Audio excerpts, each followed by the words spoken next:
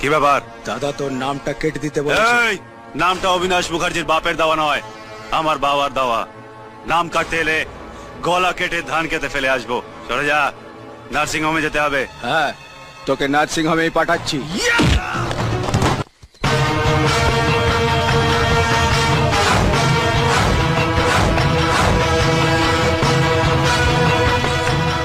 এতগুলো লোক মিলে একজনকে মারছিস?